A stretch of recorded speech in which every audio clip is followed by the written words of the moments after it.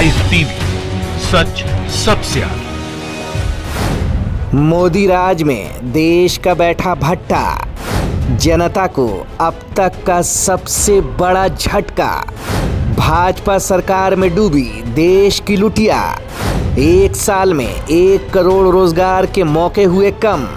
गोदी मीडिया ने छुपाया सबसे बड़ा राज, मोदी सरकार ने बनाया देश को उल्लू। हरियाणा और महाराष्ट्र के चुनाव खत्म हो चुके हैं। चुनाव खत्म होते ही वो 500 आतंकवादी जो देश में घुसे थे, अगला चुनाव होने तक अपने अपने घरों की ओर कूच कर चुके हैं। सीमा पर तनाव भी खत्म हो चुका है। भारत पाकिस्तान बॉर्डर पर शांति का साम्राज्य स्थापित हो चुका है। अब पाकिस्तान हमला नहीं करेगा, हरियाणा हाई अलर्ट पर नहीं रहेगा, महाराष्ट्र में खतरा भी नहीं मंडराएगा।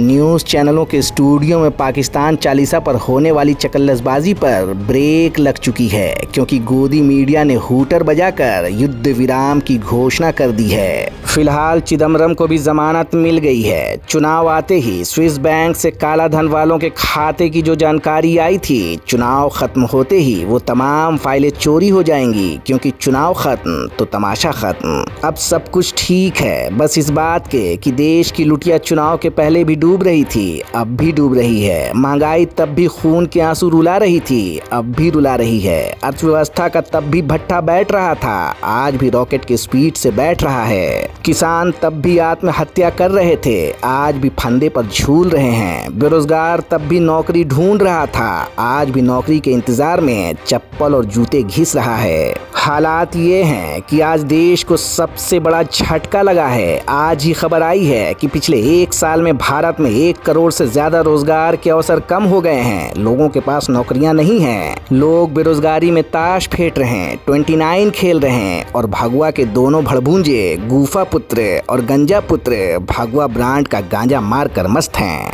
दरअसल CMI की रिपोर्ट में दावा किया गया है कि देश में रोजगार तेजी से कम होते जा रहे हैं। सितंबर 2019 में 39 करोड़ 70 लाख रोजगार रिकॉर्ड किए गए, जो सितंबर 2018 के 40 करोड़ 79 लाख रोजगार के मुकाबले 1 करोड़ 9 लाख कम है। रिपोर्ट में ये भी दावा किया गया है कि इससे ग्रामीण और शहरी दोनों क्षेत्र के लोग प्रभावित हुए हैं। रोजगार के अवसर कम होने से सबसे ज्यादा पूर्व क्षेत्र प्रभावित हुआ है। एक आंकड़े के मुताबिक ग्रामीण क्षेत्रों में 91 लाख नौकरियां और शहरी क्षेत्र में 18 लाख नौकरियां कम हुई हैं। आंकड़े बताते हैं कि भारत की 2/3 जनता ग्रामीण इलाकों में रहती है। 3 साल में रोजगार देने की दर सबसे निचले स्तर पर है। प्रतिवर्ष 2 करोड़ रोजगार देने का दावा करने वाले जुमला पुत्र नहीं बताते कि 2016-17 में सिर्फ 16,000 लोगों को नौकरियां मिली। 75,000 रेलवे की नौकरियां हमेशा के लिए खत्म कर दी गई। बैंकों से 50,000 से ज्यादा पदों को खत्म कर दिया गया। कई बैंक बंद हो गए, लाखों कंपनियों के धंधे चौपट हो गए। धार्मिक हिंसा चरम पर है, किसान बेबस और लाचार हैं। काला धन वापस नहीं आया। नोटबंदी का क्या फायदा हुआ?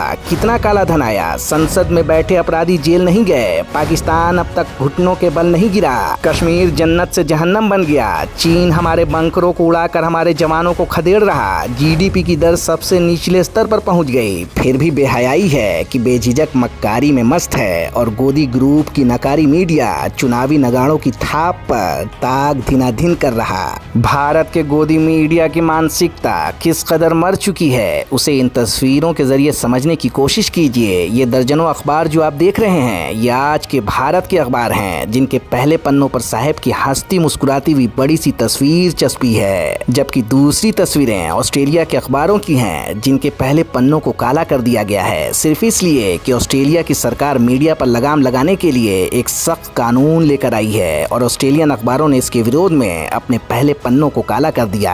भारत में हालात इससे ज्यादा भयावह और खतरनाक हैं, लेकिन भारत का गोदी मीडिया प्रभु के चरणों में साष्टांग दंडवत है या साहेब के नाम का घुंघरू बांधकर मोजरा करने में मशगूल है। ऑस्ट्रेलिया के अखबारों का ये काला पन्ना पत्रकारिता के इतिहास में स्वर्ण अक्षरों में लिखा जाएगा।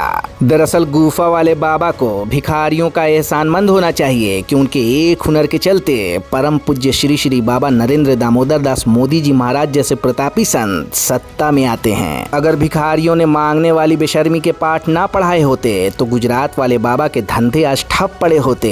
बाकी तो गुफा पुत्र कह ही चुके हैं कि वो फकीर आदमी हैं, झोला उठाकर कभी भी चल देंगे। पर फिलहाल फकीर कोई और दिखता है, क्योंकि साहेब ने हजारों लोगों के हाथ में कटोरा थमा दिया है। तो सवाल है कि नेताओं की नैतिकता अगर खत्म हो गई है तो क्या देश की जनता का खून भी ठंडा पड़ चुका है? अगर नहीं तो नागपुर के नानाओं से, गुजरात के बाबाओं से, भागवा के भगवानों से ये कौन पूछेगा कि भाई साहब लोकसभा चुनाव के वादे कब पूरे करोगे? महंगाई कब खत्म होगी? 60 साल वालों को गाली देते थे उन्होंने, जो हजारों सरकारी स्कूल, कॉलेज, अस्पताल और एयरपोर्ट से लेकर अलग अलग सरकारी उद्यम बनाए, उनका क्या? उनके बनाए रेलवे स्टेशनों और प्लेटफॉर्मों को तुम बाबागिरी में डूबकर अमेरिका और यूरोपियन यूनियन को बेच रहे हो। इससे देश को क्या मिला? नोटबंदी से जो काला धन आया वो कहाँ गया? बाकी 15 लाख और दूसरे वादे जुमले क्यों साबित हुए? अगर उनकी लंगोट खींच कर हिसाब नहीं मांग सकते तो तथाकथित राष्ट्रवादियों को देश बेचने की छूट देने में आपका भी योगदान है। देश बेचने का जो पाप राष्ट्रवादी कर रहे हैं उसके अपराधी आप भी हैं। हमारे जैसा पत्रकार तो सवाल उठाएगा, जवाब कोई राजनीतिक दल दे या ना दे, जनता पूछे या भाड़ में जाए। द लाइफ टीवी के लिए ब्यूरो रिपोर्ट।